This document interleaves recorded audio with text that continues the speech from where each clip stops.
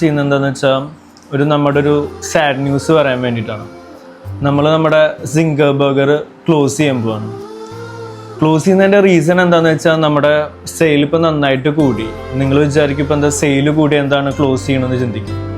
പക്ഷേ നമ്മൾ ഒരു 6 ലിറ്റർ ഒരു ഫ്രയർ വെച്ചിട്ടാണ് നമ്മൾ സിംഗർ ബർഗർ ചെയ്തുകൊണ്ടിരുന്നതെന്ന്. ഇപ്പോൾ സെയിൽ കൂടിയപ്പോൾ എന്ത് പറ്റിയെന്ന് പറയുമ്പോൾ ഇപ്പം നമുക്ക് ഫ്രൈയിങ്ങിൻ്റെ ടൈം കൂടുക, പിന്നെ അതുപോലെ തന്നെ കണ്ടിന്യൂസ് ഫ്രൈയിങ് വരുമ്പോൾ ചിക്കൻ ബേൺ ആവാനും അതുപോലെ വേവാതിരിക്കാനൊക്കെ ഉള്ള റീസൺസ് തുടങ്ങി.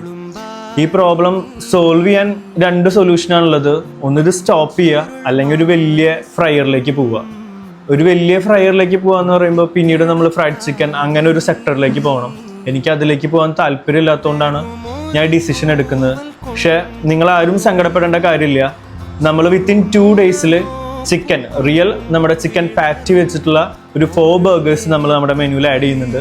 പിന്നെ 4 ഡേയ്സിനുള്ളിൽ നമ്മൾ ഷവർമയും ലോഞ്ച് ചെയ്യുന്നുണ്ട്. ഈ ഡിസിഷൻ ഇപ്പം ഞങ്ങൾക്ക് വേണേൽ ഒരു ടെമ്പററി ലോസ് ഉണ്ടാക്കുമായിരിക്കും. പക്ഷെ ഞങ്ങൾ കോൺസെൻട്രേറ്റ് ചെയ്യുന്നത് എന്താണെന്ന് വെച്ച് കഴിഞ്ഞാൽ എപ്പോഴും ഒരു ഫൈൻ പ്രൊഡക്റ്റ്, ഇപ്പം ഞങ്ങൾക്ക് ഒരു സാറ്റിസ്ഫാക്ഷൻ കിട്ടുന്ന ഒരു പ്രൊഡക്റ്റ് നിങ്ങൾക്ക് തരിക എന്നുള്ളതാണ്.